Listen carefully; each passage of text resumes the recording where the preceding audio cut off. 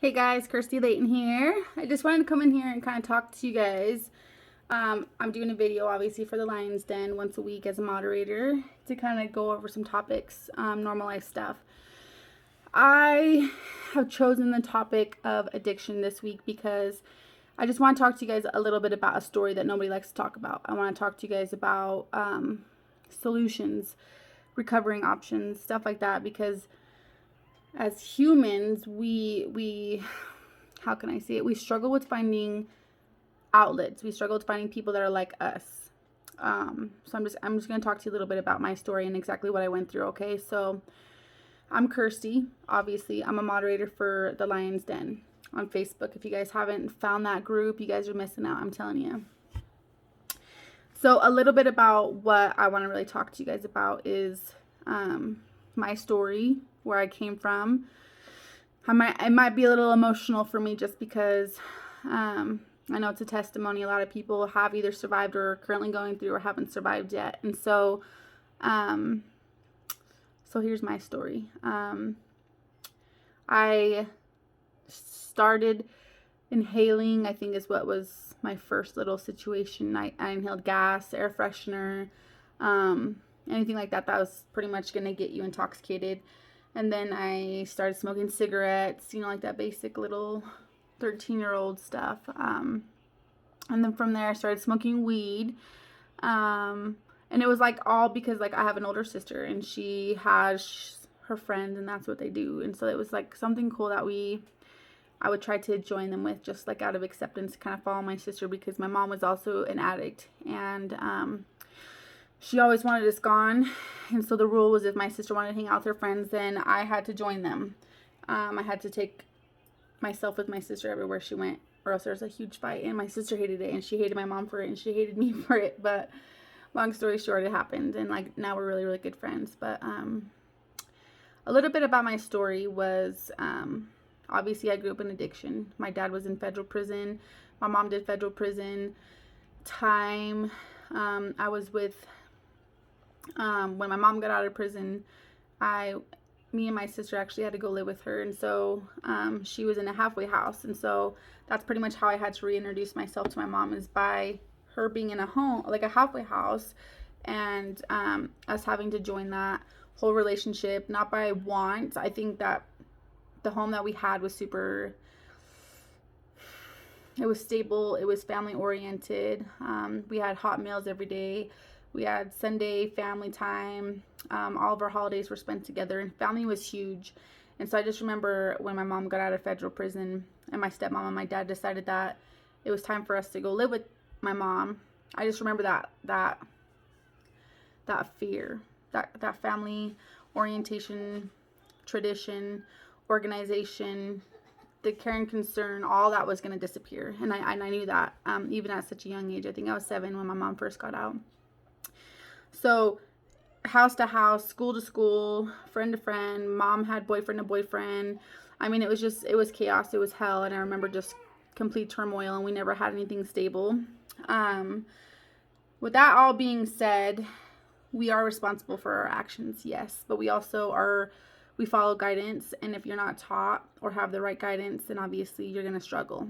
And I can definitely blame that circumstance with being in my family and my home, and then having to go to my mom's, where it was completely unstable and disoriented and unhealthy and toxic, and just drugs after drugs and men after men, and all of that was kind of our story. So we got into a little place, I guess, with a new boyfriend of my mom's, and he was a drunk, and he was really abusive. And I'm looking all over the place right now on my video, just because I'm just trying to like retract, and when I focus I look elsewhere, so no judgment, guys. I'm really trying. I just remember desperately wanting a home, and like safety and warmth and food and comfort and presents on Christmas, and like go trick-or-treating and dress up, and just like to be that little girl. Like I just remember that so vividly, that's just what I craved so much, and I had not given it to myself or gotten it from my mom since the day that she got out of federal prison and we went and lived with her. So fast forward multiple years after huffing gas, smoking weed, I tried meth for the first time. I was 15 years old and I was with my sister, and we were sniffing it, snorting it, whatever you want to call it. And once again, to kind of fit in, I had to play cool and be tough in order to kind of keep that revolving relationship with my sister. I didn't want to be like the little sister that was always bugging her and had to follow her around everywhere. So that was just kind of it for me. Eventually, I found some friends in school that did it. I started using meth with my mom, and then I started intravenously utilizing that drug, and that means I was shooting it up or slamming it.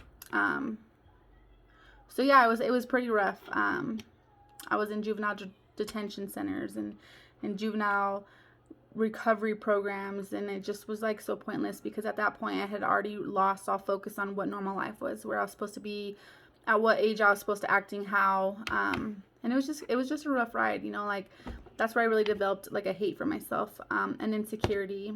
I never belonged with anybody. I never had friends. I never had cool clothes, and I just kind of like resented that, and I just kind of I rode that wave for a long time, and it was disastrous. So with that all being said, that's where I just kind of started being careless. I was just getting high all the time, running away. Obviously, you can't really run away from a home where you're not really supervised. They don't really care if you're there or not. And it was probably a lot easier for me to be gone from my mom's area while she did whatever she wanted to do. So with that all being said, I got committed to the state of Idaho, and I was in a juvenile correction center, and I learned what I'm speaking: addiction. I remember vividly being taught about it, but I didn't feel like I was that bad. But I was just like extremely lost, and I was resentful, and I was emotional, and I was sad, and I just didn't understand why my mom didn't play her role. And so it was just like a whole lot of like just a lot of emotions I didn't want to deal with. So I fronted, I guess is what you could say. I avoided what I needed to learn. I just rode the wave. I taught myself how to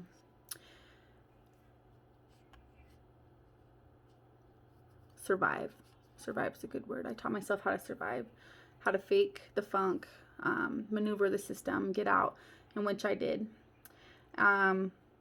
18, I actually graduated in there, so that was really good. So I got my high school diploma, and then I started using again, and then I moved back to Arizona, and I tried to get sober. I got pregnant there. So at 18, I was pregnant, trying to get sober, trying to get my feet on solid ground, and it just was, I stayed sober, I worked, but I was absolutely miserable, and I wasn't with my daughter's dad, and he was an R&B artist, and it was just like concert after concert, show after show, abandonment, and like I was already going through that feeling of abandonment, not having those people in my life, not having that steady family, somebody to call my own.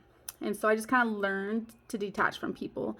It was a lot easier to walk away from people, detach from people, show a connection, but like not mentally and emotionally and physically feel one. I still, as 30 years old, struggle with that. I crave so badly to be close to people and to like give me and myself the opportunity to give myself complete to somebody. But I'm super reserved. It's damaged a lot of relationships, and it's caused a lot of discontent and like frustration in relationships, because I just hit a roadblock. I get to a point where I'm like, I'm okay, and this is okay. I get to a comfort zone. And I've let a lot of good people walk away because of that. So I come back to Idaho. I'm pregnant. I have my daughter. I'm doing really well. And then I relapse, and my aunt's involved in my life, and she's helping me with my daughter Cambria, and she's taking her when I'm busy and I'm getting high, and I've just like kind of started putting that whole parent to the side and brought the addicts back out into full play. Heroin, meth, shooting it up, just in a really, really, really ugly position, mentally, emotionally, all of the above. It was really rough for me. but I was numb, and I was okay with that. And that feeling was very comfortable for me, to be numb, to ignore, to not face reality, to have my eyes wide open, but still have closed eyes so that I didn't have to face the reality. I didn't have to hear people being in pain. I didn't have to hear confrontation of how they were wanting Kirsty back. I needed to be a mom. I talk about this situation specifically with hopes of no judgment, okay? It's a super emotional conversation for me to have, and you'll understand in a little bit. So I go to an adult jail for some misdemeanor. I don't exactly know what happened, but I'm in jail and I get sober and I get a second chance to be a mom. I get out and I just kind of failed that again. And so I took the opportunity to be what I needed to be, I guess you could say. And it was rough. I continued to get high, and I continued to do what I needed to do to numb myself, and that meant getting higher and higher. There was no level of what I needed to do to get high. So obviously I was in a really bad position, and I was in a really ugly spot mentally, physically, and emotionally, spiritually as well. And for years I ran, I got high. And I really did lose myself completely. It was actually awful. They tried to put me in rehab. I went to Oregon. I went to rehab, lived there for a little bit. Unsuccessful, found heroin, got high. And then I decided to go back to Idaho and try this whole thing again, second chance.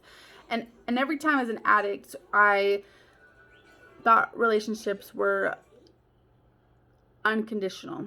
And when I say that is I could do so much damage to people and I would expect them to be there for me when I needed them, when I thought I was ready to change and be who I was needed to be as a family member. And that's completely wrong. It was false. I was not the person I needed to be, and they no longer wanted to open their door for that and help me out. And so I grew distance from that. So now I'm living couch to couch, homeless. I'm hungry, haven't showered. I get high. I find some, then I started to deal, and then I became a boss, and then I had whatever I wanted, and that was a whole nother high for me, and that's a whole different story, and it's not even relevant. But from being a scumbag and getting high all the time, now I had unlimited, I had money, I had power. I was a young 21-year-old female in the world, involved in drugs, gangs, power, and it went to my head.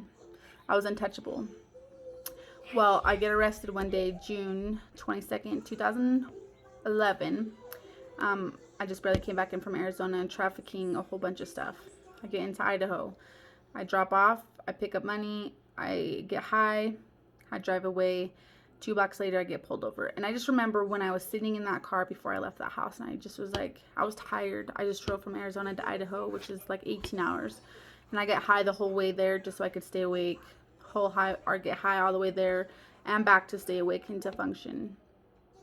And I just remember before I left my friend's house, I just put my head back and I was just like, God, I'm so tired. I just need a nap, some food in my stomach, a warm place to calm my own mind. I just remember saying, and I said, God, I'm just so tired. And I wasn't speaking to God in my head.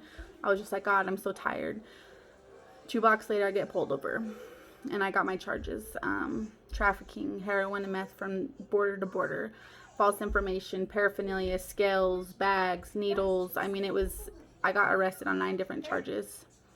I could have fought my charges. It wasn't even my vehicle. I could have fought my charges. But I remember sitting in jail coming down, worst feeling in my life.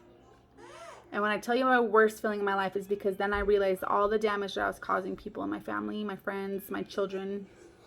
And I just remember not being able to, I didn't want to face it. And I couldn't get high to run away from it. So I legitimately just had to face myself. And it was probably the worst fucking experience I've ever experienced in my whole life, is not wanting, I'm a runner. I hide from everything. So when I'm wanting and needing to run from a situation and I physically can't, I can't get high, I can't do anything. It was awful. I get sentenced to 6 years in prison. I do 4. And in that time frame of being in prison, I have had many, many, many offers of using drugs, getting high, pills, night meds. Drugs come into prisons. It's very obvious. It's not a joke. I know it's not like, I mean, it kind of is like Orange is the New Black. I know you guys freaking watch that, or Wentworth, and you're like, oh, it's kind of similar. I mean, it's kind of dorky, but I get to jail and I fought probably my first 2.5 years with just anger and frustration, and I just didn't want to be who I was. And my family's like, you hurt us, we're not going to be there for you anymore. Who's to say you're really going to get out of prison and do what you need to do? And I just remembered, like, I'm in prison. I'm not in rehab, I'm not on the streets. And I just wanted to mend those relationships, and I wasn't granted the opportunity to do that. And it was super hard for me to come to terms with the fact that I had one person in my corner, and that was my stepmom. And with all being said, I get out after 4 years. And I have been in relationships with women my whole life. And then while I was in jail, I found God. And my perspective of God was that my sexuality was based off of my addiction. And like, that's the reason why I was with women, is because I was an addict, and that's what we do. And so that was my understanding. So my first thought was to try to get out of prison. Even though I'm unattracted to my opposite sex, I tried to be in a relationship with the man, and I get pregnant, and it was my second chance of being a parent. And I can tell you guys this story, not because of sympathy, not because of empathy, not because of glorification, but because I am just like normal people. Addicts' mentality is drugs and feel better and numb are more important than children and family and bonds. So yes, I did struggle with that. I do have contact with my daughter. She will be 12 in July. She calls me Kirsty, and it's probably the worst. I think that now our relationship is a lot worse than it ever has been, just because I have 2 children in my home that I raised by myself, and I don't have her, and I think that's really hard for her to understand. How I never fought hard for her, but I fight every day for these guys that I have. So, I mean, with all that being said, my tools that I use, I don't go to meetings, and I'm not knocking meetings. I'm not saying that they're not worthy of. I'm just saying I specifically don't go to meetings because I don't feel like sitting in a room full of people and expressing to my fellow addicts that I'm an addict, because what I did is I changed my whole story. I mean, I managed a coffee store. I work for a law firm now. I just completely turned that ball and chain that followed me everywhere for the last,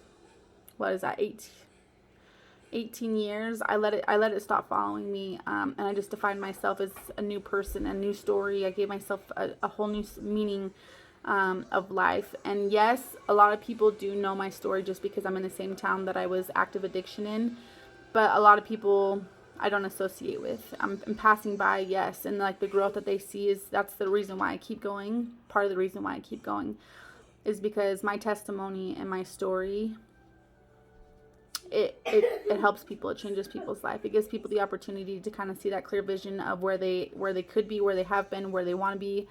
And I don't really talk a lot about my story just because it doesn't define me.